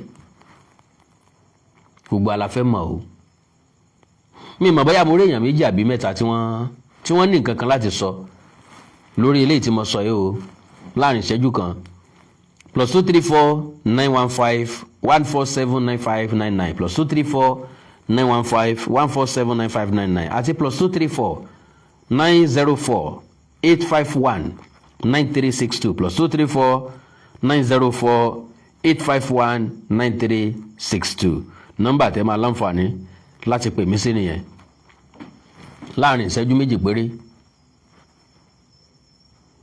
n ò fẹ́ máa pẹ́ lórí program tí fi máa lọ tàbí kí làgbẹ́ ń ṣe lóko tí ń dòrò àfẹ́lẹ́ tó fẹ́ wá sí ẹgbẹ́ hello sir. hello. Awikonko. Yes sir. Hello Awikonko. Yes sir. Ẹ ṣé wọ ẹ kúṣẹ́ ọpọlọ. Yes sir. Ọpọlọ yín ò ní jọba. Àmín o. Ẹ ti sọjú abẹ́ ń kó. Nǹkan tó ń ṣẹlẹ̀ ní Nàìjíríà lẹ́sọ yẹn. Ẹ ti gbọ́. Yes sir. Ṣe rí níbí ìlú tí mo wà ń bí. Àwọn skul wọn lọ́lọ́pàá. Àwọn ẹranko ní ọlọ́pàá. Mo ń bọ̀ láti ibi iṣẹ́ ńjọ́ kan láàárọ̀ ọjọ́ kan bíjọ́ Sunday. Ajá mo rò pé ó escape from ilé olówó ẹ̀. Ó wá ní express highway. Ṣé nígbà tí mo débẹ̀ àwọn ọlọ́pàá tí mo bá tán fẹ́ mú ajá yìí mọ́tò wọn tó fọ́. Wow. Wọ́n ti sọ̀rọ̀ àǹdí ajá yẹn wọ́n ti mú tọ́mádé tí ajá ní ẹ̀wọ̀n ń bí. Tọ́má ti mú wọ́n ń gbé lọ sí àhámọ́ ni bẹ́ẹ̀ lolówó ẹ̀ máa ti gbà tó bá ti gbà ó ní bọ́n ṣe máa ṣe. Kí ló ṣẹlẹ̀ ní Nàìjíríà gangan I don't know. Wo àwọn sójà àwọn tó ń pè ní security agencies wa wo ikú wọn bẹ ọ́fíìsì náà ń jókòó sí. Ọlọ́run gbọ́.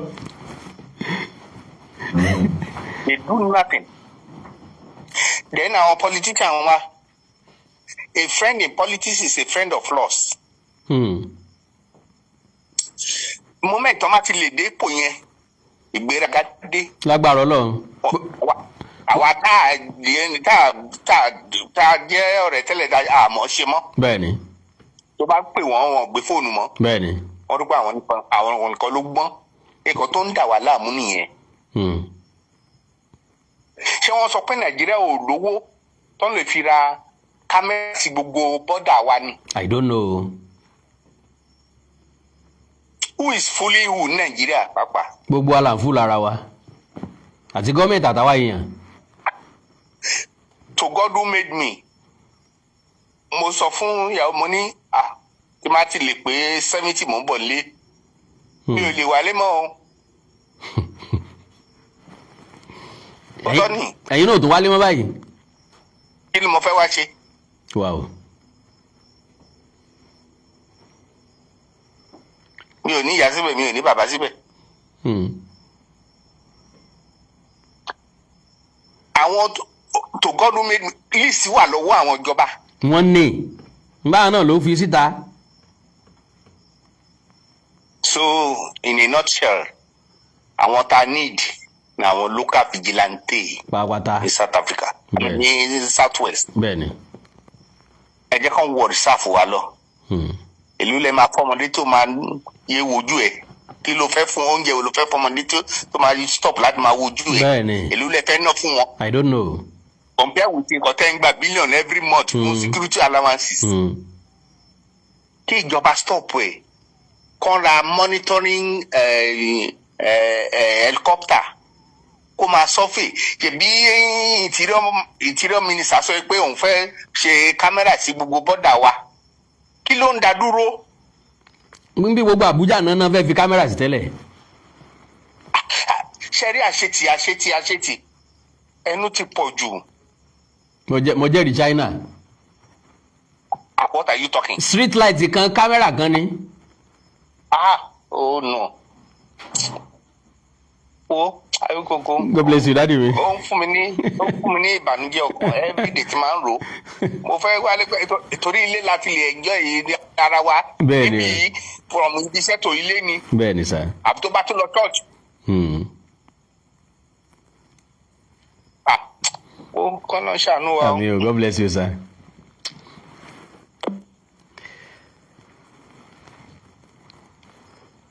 Mr. Yomi Benson Charlie pè mí padà. Call me back, let me pick it and go, man. Nigeria. Ọlọ́run ni ó ṣàánú wa. Àti rí bòmíì lọ.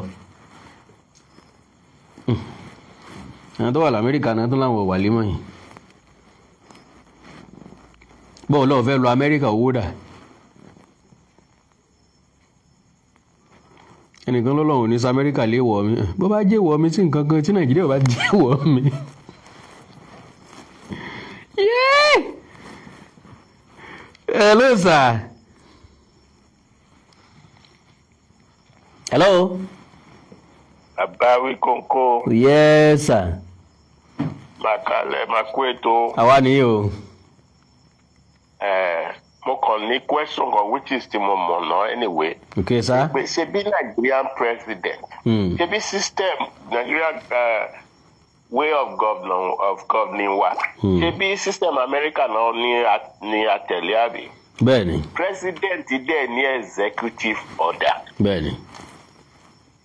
So, without going to the legislative, why can't President Tinubu just say, okay, òun sign executive order yìí pé gbogbo anybody tó bá fi, I don't care who you are, bóyá Mùsùlùmí, bóyá gbàgbọ́, tó bá fi lè mú ẹ tó ti jẹ́ pé òun ní àwọn aráàlú lára, àgàgà àwọn afẹ̀míṣòfò wọ̀nyí. Kò sí, ọ̀rọ̀ ẹ̀ ò tiẹ̀ nọ́rọ̀ kọ́ọ̀tù. Wọ́n lọ pa ẹni, wọ́n máa fẹ̀yìn ẹ̀ tàgbà. Wàláì gbogbo àwọn tán wà behind ẹ̀ yìí, tán list wọn yìí o, ó yẹ kán gba owó wọn, kán gbaṣẹ́ wọn, kán dẹ̀ pa gbogbo wọn. Gbogbo wọn bámbàm. Tẹ́rí tó bá mú kan nù wọn, tó fi wọ́n ṣe example. Ẹ̀rù á bà wọn yòókù.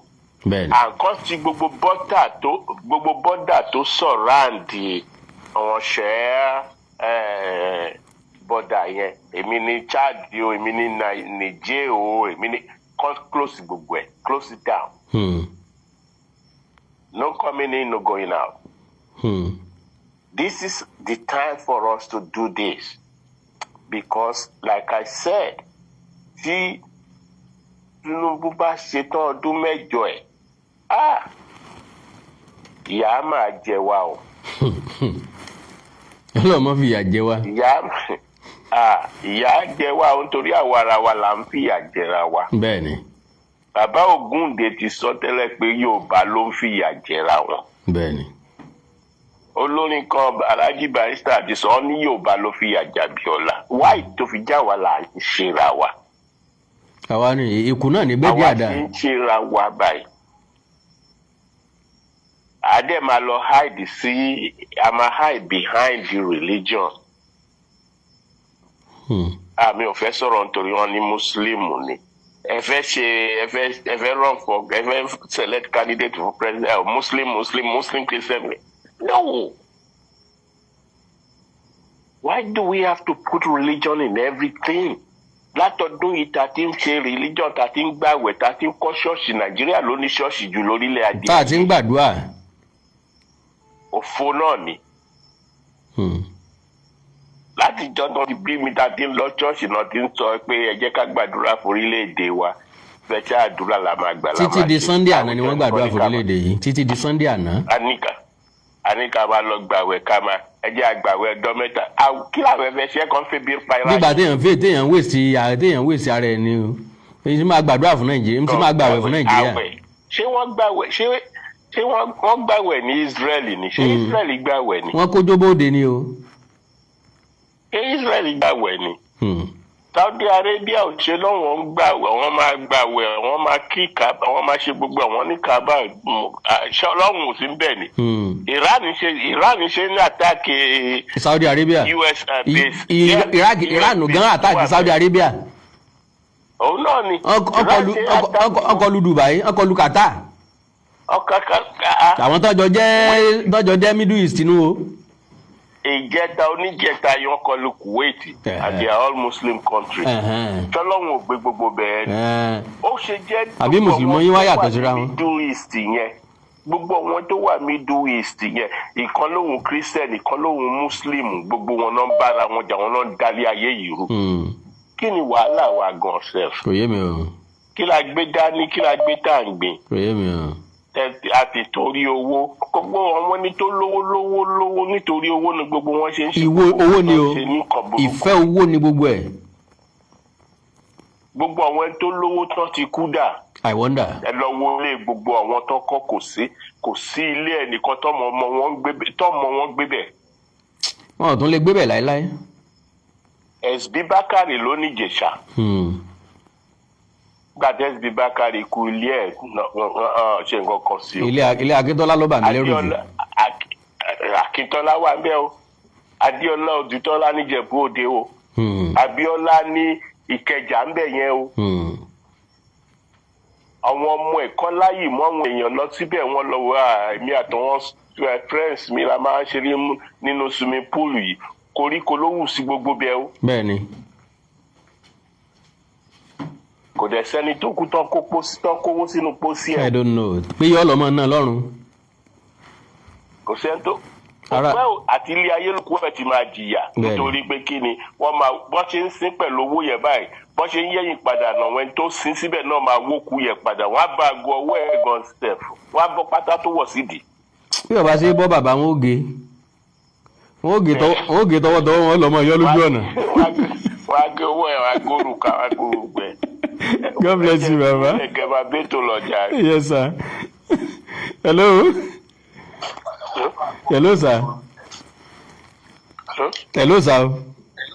Are we going to go back? Yes, sir. Hello, sir. Yes. Ṣé rí gbogbo nǹkan tá à ń sọ ẹ kú iṣẹ́. Yes, sir. Nǹkan tẹ́mi kàn fẹ́ sọ sọ̀rọ̀ ṣé bẹ́ẹ̀ wà lórí ètò. Bẹ́ẹ̀ni.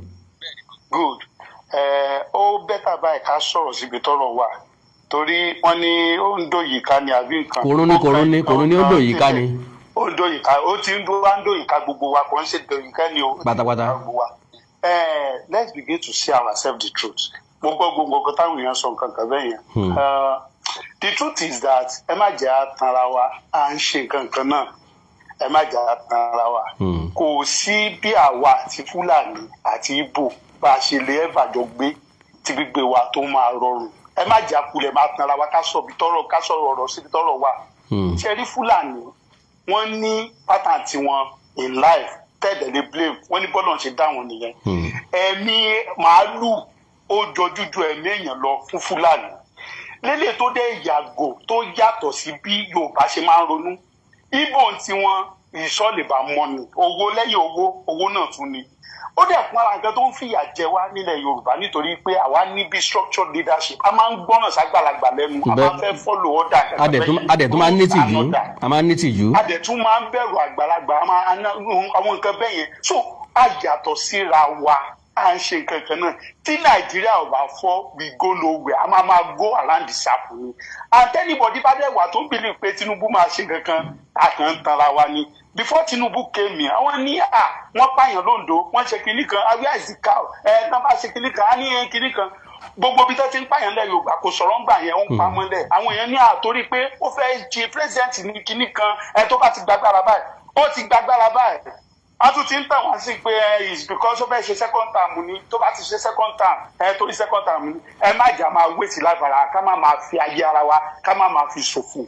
Kò sí nǹkan kan táwọn pípọ̀ iná fún wa. Ayé àìtíṣe Tinubu bá wọ second term, tó bá tún wọ second term, kò tún ní ṣe nǹkan kan. Wọ́n á tún wá sọ pé àpé tó bá kúrò kó fẹ́ fìyàn síbẹ̀ ni, kẹ́ni tó fẹ́ fi síbẹ̀ kò lè wọlé. Ọdún mélòó la fẹ́ máa fi ilé ayé ara wa láti máa fi gbá bọ́ọ̀lù. The only solution, let Nigeria be divided. The country is not for us. The country is never made for you. It will never work. Let's stop deceiving ourselves. And it is high time our people rise up to defend themselves. See, let me tell you. Tó bá dúró de ìjọba, péjọba ẹ̀. Èyí ò kù tán o. Wọ́n pa gbogbo wa tán. Ọlọ́run. See, let me tell you, Awikoko, tá a bá ń gbọ́ history ẹ láyé ìgbà kan máa ń wọ́ndà ẹ báwọn Fúlàní ṣe báwọn bàbá wa kí náà ń wò. Irú nǹkan tó ṣẹlẹ̀ náà ló tún ṣẹlẹ̀ yìí. Ń bò bá yá àwọn ọmọ táwa bá bí ga àwọn gan máa béèrè pé kí làwa ń wò.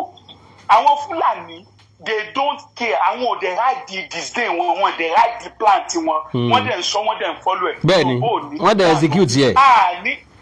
Ní leadership o. Ó dàbí pé bó ṣe ń kóyàn wọgbó yẹn. Awikoko tí n bá ròyìn bó ṣe máa ń tọ́jú ọmọ kékeré l'Amẹ́ríkà tí n bá ròyìn ẹ̀ èmi jẹ́ sọ jọjọ ẹ má bínú o èmi ti sun ẹkún lẹ́ẹ̀mẹ́ta nílùú yìí tí mo sun ẹkún gidi o ẹkún àkọ́kọ́ tí màá kọ́kọ́ sun nígbà tí mo dé Amẹ́ríkà mo kàn ń lọ ní highway tó ti yẹ yín kò tí ju bí 4 months lọ mo ń lọ ní highway bí mọ́tò ọ̀kadà bike guy bàbá yẹn ó sáré gbẹ̀gbẹ́ mi pum tó ti yẹ ó kàn lọ lásìdẹ̀ntì wájú mi kò pẹ́ highway yẹn ó dọ̀ wá which is very rare mo kàn láwọn wá ṣé nígbà tí n fi máa débẹ̀ bàbá yẹn ti ṣubú lọ́ọ̀kún ti ṣubú torí bàbá yẹn speed lọ́gbọ́n ti ṣubú nígbà tí mo fi máa débẹ̀ fire truck 4 ọlọ́pàá ti pọ̀ wọ́n ti ṣe gbogbo ẹ̀ tẹ́ bá rí bó ṣe gbé ìjọ yẹn mo páàkì mo dẹ̀ bú sẹ́kún pé èèyàn náà tọ́jú báyìí tẹ́ bá rí àwọn ọlọ́pàá bó ṣe pọ̀ ìjọ àkọ́kọ́ tí màá kọ́kọ́ sunkún nìyẹn ìjọ kejì tí màá sunkún nígbà tí mo dé Amẹ́ríkà kò pẹ́ létà táwọn tí mo wá kó àwọn fámìlì mi wá tí ọmọ mi tí mo wá lọ rẹ́gísítà sí skul tí mo lọ rẹ́gísítà ọmọ mi ọmọ ọdún 5 nígbà àbọ̀ ọmọ ọdún 6 wọ́n dẹ̀ pè mí láti skul yẹn kò pẹ́ tẹ́mi náà dé o lọ́rẹ́ mi kọ́kọ́ dé káwọn tó dé wọ́n dẹ̀ pè mí láti skul yẹn wọ́n wá ní kí n jókòó pé báwo ni pé ọmọ yẹn ń ṣẹ̀dé ni kó nọ́tìsì ìgbà ó ṣẹ̀dé ni mo ní yẹn wọ́n ní ṣẹ́bìtì wà òkè mo ní yẹn wọ́n ní ṣé ó ní yàrá tiẹ̀ lọ́tọ̀ mo ní yà mo ṣáàdì yẹn wọ́n ní òkè pé ṣó ní tébù ṣó ní tv ṣẹ́bìtì wà òkè mo ní ọmọ ọdún 5 wọ́n ní òkè I'm telling you no he was going to 6 years then I'm telling you àwọn aṣọ fún mi wọ́n ní kí n jọ pé tó bá ní dnit pé kí n wá pé kí n report to school ṣé wàá rí nǹkan tó ń ṣe àwọn kan wà tó máa ń pè ní báyà bíi àwọn àpótí gbàgbé nǹkan tó máa ń pè kínní màá sì rántí ṣá tí wọ́n ti kọ́ lókè sílẹ̀ every Friday tó bá ti parí Friday báyìí wọ́n máa di oúnjẹ wọ́n máa di wálé fún gbogbo àwọn oúnjẹ wọn dandan di wálé nígbà tó ń jẹ kọ́ gbé wá nígbà tó akókó rò pé blessing ni wọ́n á gbé wálé every weekend nígbà tó wá yá táwọn náà ti wá ń ṣiṣẹ́ tí mo wá wò pé ọmọ yìí oúnjẹ yìí because à ń jẹ oúnjẹ yẹn kọ̀pọ̀ lé ní bá padà lọ sí school mo sọ pé ìjọ pé kán má gbóúnjẹ wá fún wọn because majority of it náà ọmọ tó ṣẹ̀ ti Nàìjíríà dé àti ìmú oúnjẹ wọn yẹn jẹ dáadáa gbogbo àwọn oúnjẹ yìí kò mọ jẹ pé kí ní kó kàn wé sí náà wọn ní kò àwọn lè sọpẹ o báwọn ti rẹ̀ ń rú ẹ̀ pé bó ṣe máa gbà títí tí táìmù yẹn tó fi máa tán nìyẹn mo tún fún ẹkún èdè so kálí mo bó ṣe máa ń tọ́jú ọmọ àlejò nìyẹn o ọmọ fọ́rẹ́nà nìyẹn o kò ń sọmọ ìlú wọn o kò tí ì di títí tí ọmọ fọ́rẹ́nà nìyẹn o ká tó wá sọ yìí pé a ní gbogbo nǹkan nílùú wa wọ́n dẹ̀ ń fi ìyà jẹ wa so tẹ́mi máa sọ ẹ má jà tanra wa iná wa ò lè wọ̀ èdè wa ò papọ̀ ọ̀rọ̀ wa ò papọ̀ àṣà wa ò papọ̀ ìṣesí wa ò papọ̀ ìrònú wa ò papọ̀. ilẹ̀ wa gbọ́ òtún wa papọ̀ kò wá pín ilẹ̀ wa ò papọ̀ ilẹ̀ Ìgbò yàtọ̀ sí ti so kí la fẹ́ para wa fún kí la ń yẹ mo ń wo má àwọn okun àwọn má àwọn okun yẹn okun ní Kogi state orí tán wá sọ́dọ̀ òní tán sọ pé àwọn ò ń ṣe Haúsá Fúlàní pé Yorùbá làwọn pé nǹkan kan bẹ́ẹ̀ wọn báyìí wá sọ kankan ó ní epo táwọn ní okun ó ló fìdí gbogbo ilẹ̀ Yorùbá a ní gbogbo nǹkan tá a fi lè ṣe rere láyé kí ni rádaràdà kí la ń bá káàkiri torí Ọlọ́run so kò jẹ́ bó ṣe jẹ́ o. God bless you, Baba. What I know is that people will arise when the time comes. Bó ṣe jẹ́ nìyẹn. God bless you. Àmì ìwà yín tí ó dàbọ̀ sá. Oh, Mr. Benson ẹ pè sásìkò ṣá. Hello sir. Hello sir. Ṣé wàá pa? Kò sí nọ́mbà yóò sí lára nọ́mbà tẹ̀fẹ́ ká fi bá yín sọ̀rọ̀ ni. Òun náà ni. Mo dẹ̀ ti pé kí mo wà lórí kọ́ ńgbà tẹ́ ń pè é mo wà lórí àwọn kọ́ kan. Ok. Mo rí bó ṣe rìn yes sir. Gbogbo àdúrà tá a máa ń ṣe ní pé gbogbo ẹ̀yin tẹ́ nínú oore báyìí Ọlọ́run ní jẹ́ kí ibi kàn yín. Àmín o. Ibi ò ní kàn yín kò ní kan ọmọ yín kò ní kan ìyàwó yín kò ní kára lé yín àbúrò yín ẹ̀gbọ́n yín. Àmín o. Àdúrà tèmi máa ń ṣe ni. Thank you sir. Tẹ́rẹ́ tó sọ̀rọ̀ tán sí yẹn ẹ jẹ́ blue press point ẹ̀. Àná ọmọ tèmi gan náà ọmọ ọdún 6 ni. Ọmọ ọdún 6 ìyàwó mi ní challenge ó ní health challenge. Òun ló máa ń ṣe gbogbo kinní yẹn tẹ́lẹ̀ because mi ò jẹ́ kó ṣiṣẹ́ bá a ṣe pín nìyẹn ló ń dúró táwọn ọmọ ńlé. But torí health challenge yẹn hospital lòun wà ó dẹ̀ ti yẹ kó ọmọ bẹ̀rẹ̀ school ẹ wá wo bọ́n ṣe da email bónú email mi ẹ wá wo lẹ́tà eventually ngbà tí mo sá máa lọ pẹ̀lú course náà wọ́n á sọ fún mi pé ọmọ yẹn ò lè dúró lé pé àwọn ti ń expect ẹ̀ pé wọ́n ti bẹ̀rẹ̀ processing yẹn tẹ́lẹ̀tẹ́lẹ̀ wọ́n sá gbé mi wọnú bíi hall kan àwọn academics wọn àwọn educationalists wọn wọ́n wà ńbẹ̀ wọ́n ní kí mọ́mọ́ yẹn wá wọ́n check gbogbo paper wọ́n check everything to need mo wá pe sister mi mo ní a ti dáràn Nàìjíríà o ọmọ kékeré tí ò tí ju tó ṣẹ̀ṣẹ̀ pé 6 years ẹ jẹ́ wá sọ ti bàbá tó ní òun rẹ́ranko yẹn àníjọ́ tẹ́bi tí mọ́tò pa ehoro nílùú yìí tí mo wẹ̀ l'Amẹ́ríkà ambulance ló wá gbé ehoro mo ń sọ fún ọ̀rẹ́ mi tàjọ wà ní mọ́tò tàjọ ń drive lọ́jọ́ ẹ̀mọ́ ambulance kò rí yẹn gbé bí wheelbarrow ló fi jẹ́ lómi. mọ́tò pa ní mo ní kí n tó travel wá sí Amẹ́ríkà mo ní mo réyàn tí mọ́tò pa ní Ìkẹjà long mọ́tò pa èèyàn ní Ìkẹjà long ẹ ti dé Ìkẹjà long rí ẹ mọ̀ wọ́n sí overhead bridge. dáadáa overhead bridge yìí wà á bọ́ síbi bus stop gangan. wọ́n máa ń mú àwọn èèyàn tó bá fẹsẹ̀ cross nígbà yẹn àwọn bóyá káyà àbí kí náà ń pè wọ́n. so wọ́n náà tí pé mọ́tò máa ń pààyàn bẹ́ẹ̀ mọ́tò pa èèyàn níbẹ̀ bàbá wí kónkó mọ́tò tó ń lọ ẹnìyẹn mọ́lẹ̀ mọ́tò àìmọye mọ́tò tó ti gorí máyà tó ti ń fọ́ pẹ́pẹ́pẹ́pẹ́ káwọn kan tó wá ṣẹ̀ wá páàkì sẹ́gbẹ̀ẹ́ títì èèyàn tí ì ṣe wèrè èèyàn tó ń lọ bí iṣẹ́ tó dé táìsì ọ̀run tó gbé báàgì dání. níta kan notice ní pé wọ́n ti yọ gbogbo owó tó wà lápò ẹ̀ wọ́n ti tú báàgì ẹ̀ gbogbo tó fáwọn things tó wà lórí báàgì ẹ̀ wọ́n ti kó pẹ̀lú. ẹlòmíì ò ti máa lo fóònù ẹ̀. ẹ mọ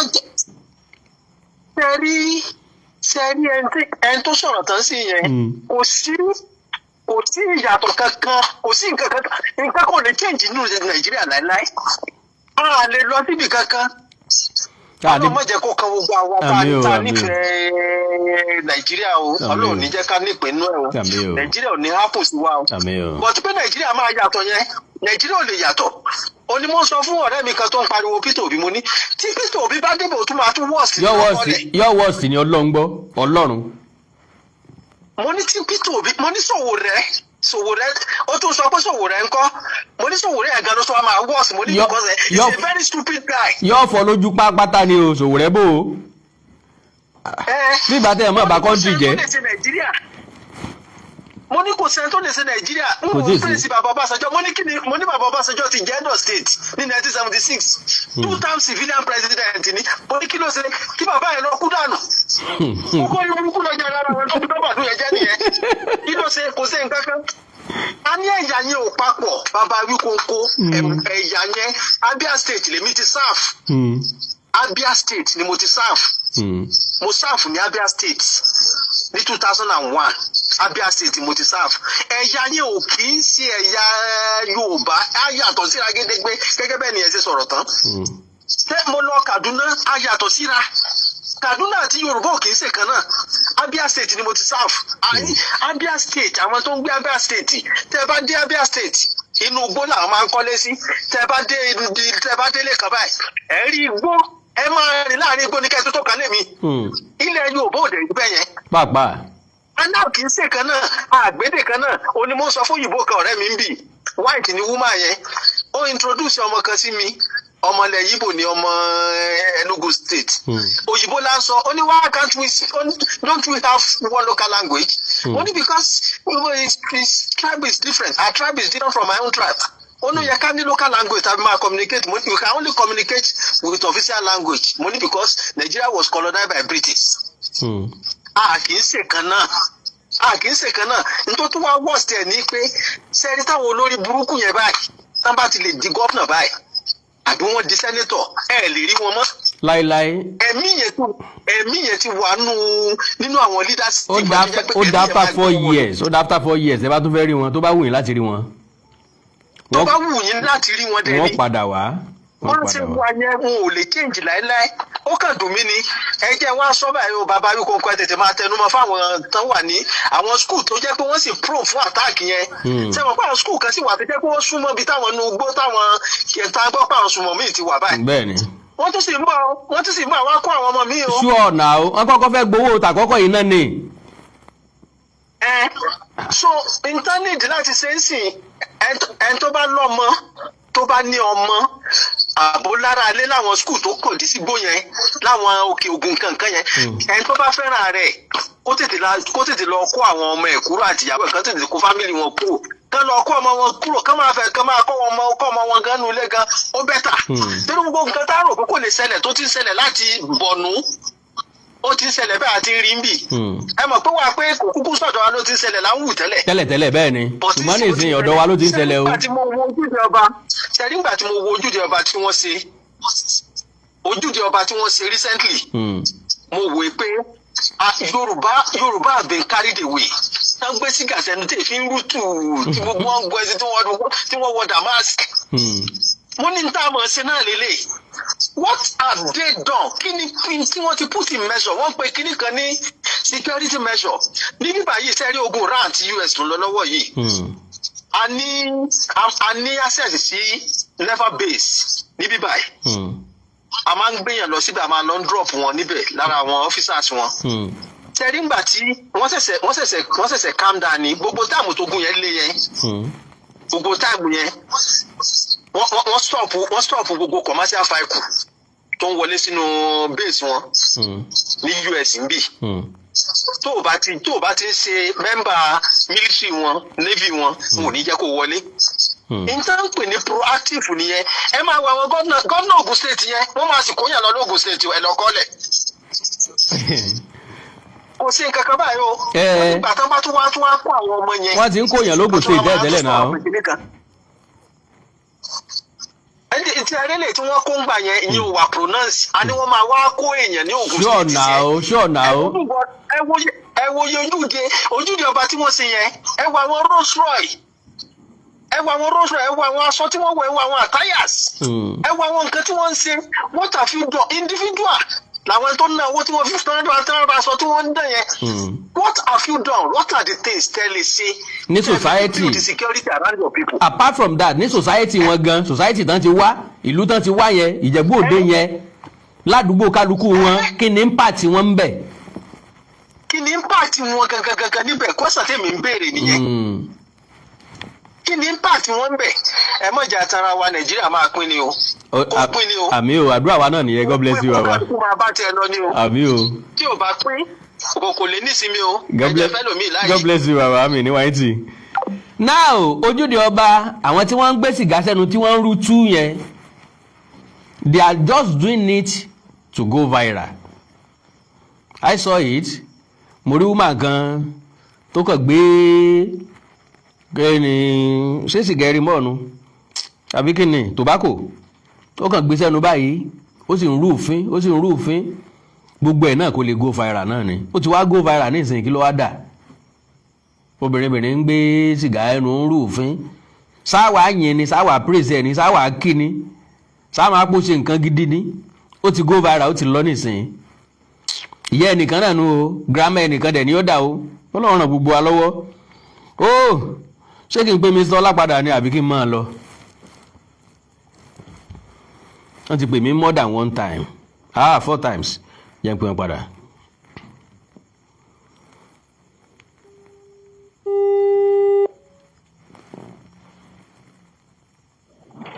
ẹ máa pẹ́ tó sá. hello sir o.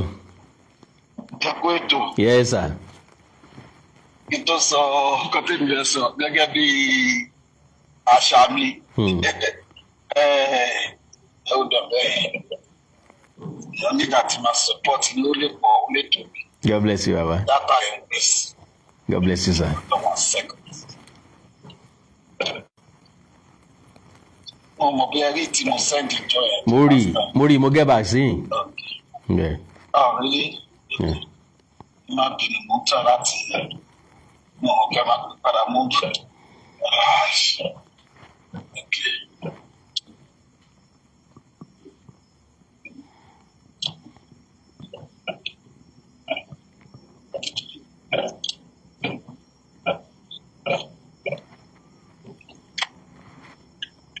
má bínú sá.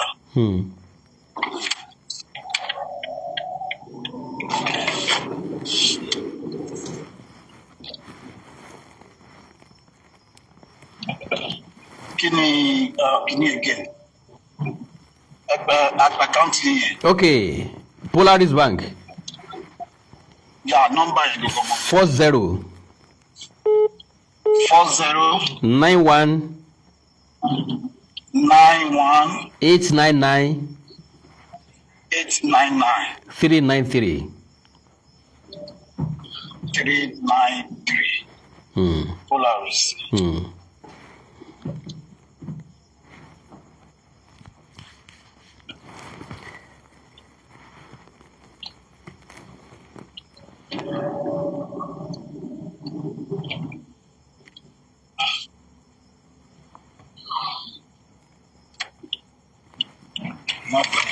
God bless you, sir.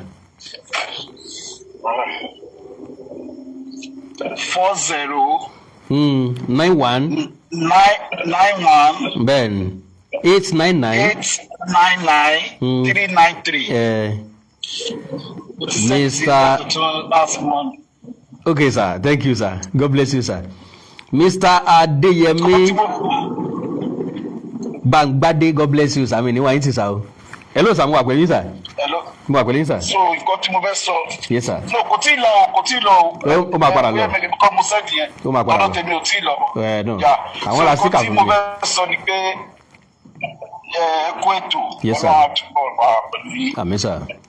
The solution to Nigerian country, number one, ni kilu yekni. Kò sí bá ṣe lè ṣe ìlú yẹn àfi kó pín. Nǹkan tó bá dẹ̀ mú kí Nàìjíríà má pín. The best thing is kó jẹ́ kí àwọn nọ́tánà kan wà láàyè ra wọn lọ́tọ̀. Because kò sí bó ṣe lè wù kó rí báyìí tẹ́ máa kó ìrẹsì bọ́ ráìsì bọ́ yẹ̀pẹ̀. Kò sí bó ṣe máa bára wọn mu. Ìyẹn bẹ́ẹ̀. And secondly, gbogbo àwọn olórí wa ẹ̀kọ́ tí mo fi pè wọ́n tí kò wọ́n ní kò sí conscience mọ́ Nàìjíríà kò sí ẹ̀rí ọkàn. Mo believe pé bí a pé kíní ẹ tún wà kí yóò rò pé mo fẹ́ ṣe nǹkan fún ọmọ ẹgbẹ́ mi kó tiẹ̀ má kọ́kọ́ rò pé àṣekò tí mo fẹ́ ṣe tí ó ní repercussion. Tàbí ṣé mi gan lè gbà ṣé mo lè gbà kàn ṣe fún mi. People don't care like karma real ṣe get. Tó bá kéèyàn àwọn èèyàn mọ̀ pé fraud. So karma is real. People don't care pé tó o bá ṣe nǹkan báyìí fún yín pé ó ṣì padà bọ̀ wá bá òun.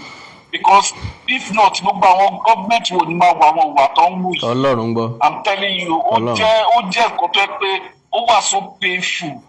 Ó wà painful gan. Nàìjíríà wá di ìlú yẹpẹrẹ. Ìlú yẹpẹrẹ tó yẹ pé kò sí respect mọ́. Tí n bá débò mi gan, wọ́n wá sọ pé where you from? Mo lè sátà mo máa kọ́ gba other African country tó wà òkè sọ. I won't mention Nigeria, I swear to God, because people gbóyàn ló ti mọ Nàìjíríà yàtọ̀. Ìyàwó kan mi tó ẹ pé àwọn agbọ̀kọ́ là ń ṣe nínú. Nàìjíríà náà máa dárúkọ ẹ̀ mọ́. Nàìjíríà lójú tó fi ń wọ everybody. Àwọn Nàìjíríà they are scam, they are this, because that's what they do for real. Ṣé understand? But ó jẹ́ nǹkan tìjú. Ìkan ìbànújẹ́ because àwọn common thing ẹ wò ó sì ẹ ń sọ̀rọ̀ card ẹ ń sọ̀rọ̀ national card àbíkẹ́lẹ́ pé these are just common thing.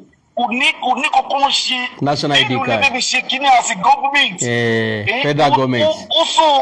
Ó wà painful òun ní parọ́ fún yín mo kò yé mi ó wà painful Nigeria wà behind gan. I don't know when we gonna recover. Mo doubt ẹ bóyá torí pé the population yẹn dẹ́pọ̀ ni o I don't know. Ibo lápò dé tá lápò tó. Ó ti wá wọ́ọ̀sì débi wípé kò sí anybody tó fi ẹ̀fẹ́ obey.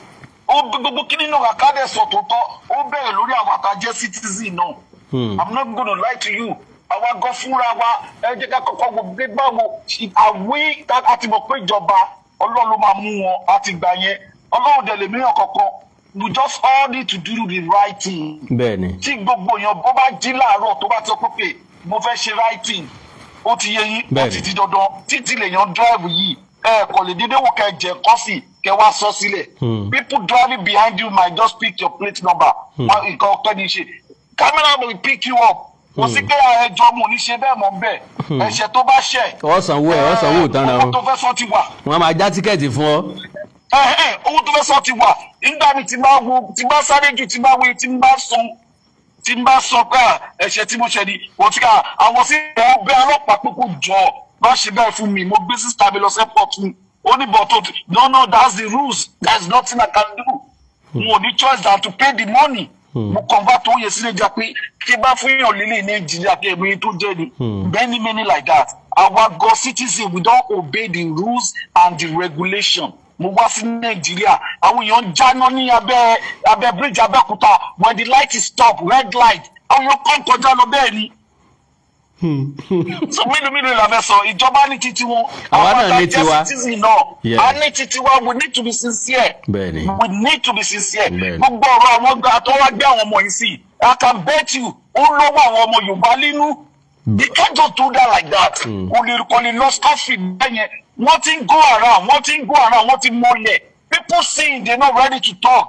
Ẹ̀wọ̀n tẹ́tù sọ́ọ̀sì pé wọ́n fẹ́ ṣe ní kí wọ́n pẹ̀lú owó dé níbẹ̀ yẹn. Àwọn èèyàn rí wọn ò ní sọ. Wọ́n sọ nǹkankan. Wọn ò ní sọ and you are full of something like ìyàtọ̀ iṣẹ́ tó bá mẹ́lò mi. Most of everywhere ti pé Yorùbá ni tó bá ti bribe wọn fún wọn lówó they don't care about the life they're gonna lost. Owó bribe kékeré tó fún ẹ̀yẹn wọ́n dẹ̀ máa fi pàdánù ọ̀pọ̀lọpọ̀ ẹ̀mí. Ó wà so painful ọlọ́wà wà pẹ̀lú wa. God bless you sir, thanks so much sir. Ibi tẹ́bi ti lè máa ṣe ni mo bọ́ yẹn máa fún lórí TikTok ẹ̀ bó ṣe ń ṣe yìí. God bless you sir, mi ni wọ́n yín ti sá o. Ọ̀rọ̀ ẹ̀ ṣe sá. Ó dàrọ̀ sir, yes sir. Yeah, they don't give the actual national ID card and they will give stress to do capture for the card. Bẹ́ẹ̀ ni sir, mọ wàhálà tá a ṣe ni ká tó register. Bọ́ bá débi tán ti ń ṣe national ID card rọ́pọ̀ lọ rẹpẹtẹ ó tún kọ́kọ́ lọ ilé ó lè padà wá ńjọ́ kejì ó lè padà wá ńjọ́ kẹta bá a ṣe ń ṣe nìyẹn. Àtún register náà àjókòó ó mú nọ́mbà tó bá tún jàjà kàn ó tán ní o wá ṣe capturing tó lọ tó bọ̀ àwa ń gbé kinní pẹlẹbẹ káàkiri láti 2014. Tèmi sì ní ìtìsíbẹ̀ ṣá láì pé mo mọ nǹkan lò díẹ̀ méjèèjì tán fún mi ló sì ní ìtìsíbẹ̀ for more than mo ń tọ́jú nǹkan ṣá 2014 season that is 12 years ago. Ẹ má gbàgbé o ẹ̀yin tẹ́ wà ní Nàìjíríà tẹ́ nídìí àwọn ọkọ̀ tó dáa yàtọ̀ sáwọn eléyìí tí mo ní lọ́wọ́ tẹ́ bá nídìí míì náà ẹ bá mi sọ̀rọ̀ ó máa wá ó máa dé o àwọn American cars. So for now mo ní Benz C300 mo dẹ̀ ní Lexus RS 350 dẹ̀ mo ní Benz kan náà CLS 550 òun náà wà nílẹ̀ mo ní Range Rover nílẹ̀ mo dẹ̀ ní Toyota Corolla kan nílẹ̀ bákan náà ni mo ní Venza but Venza yẹn ti wà registered ní last year. So ilé serious buyer ni kó bá mi sọ̀rọ̀ ẹ jẹ́ àjọ sọ̀rọ̀ lórí WhatsApp +234 904 851 9362 +234 904 851 9362. Ẹni ìdí káà tó fine yàtọ̀ sáwọn tí mo dárúkọ yẹn ẹ bá mi sọ̀rọ̀ mo guarantee yín pé yóò dé yóò dé. God bless you.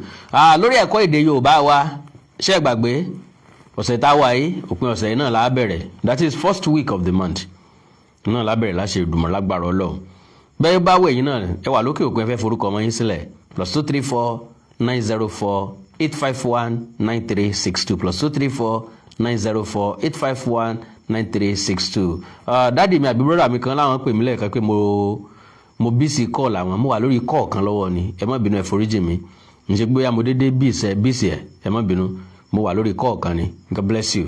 Oorun ayọ̀ lásùn wà ní tójú ohun dojú kó o àtẹ̀yìn tẹ́ fún mi lówó àtẹ̀yìn tẹ́ fún mi ní stíkà mi níwà kankan nu yín tí o ìbànújẹ́ òní kàn yín bíi ti wùkọ́ ọmọ lágbára Ọlọ́run ẹ̀ níwà ń tẹ́ ẹ̀jẹ̀ tí ẹ̀ níwà ń tẹ́ náà tì àánú Olódùmarè ò ní fi sílẹ̀ gbogbo ìdáwọ́lé yín ọmọ yọrí sí rere gbogbo iṣẹ́ ìṣẹ́yìn ò ní débàjẹ́ ọ̀nà àtijọ́ àti mú yín ọmọ rọrùn sí ni kò ní nira nígbà kọ̀ọ̀kan àánú Olódùmarè ò ní fi sílẹ̀ gbogbo èso tó tara yín jáde ò ní mọ̀ nira o I love you all Ọlọ́run bá mi san yín lẹ́san tó dáa ibi tẹ́ ẹ ti mú jáde ìwọ̀nba tó wù kẹ́ mú jáde Ọlọ́run bá mi fi ọ̀pọ̀ rọ́pò fún yín ó dàárọ̀ ọ̀ràn ayọ̀ lásán I love you all bye bye.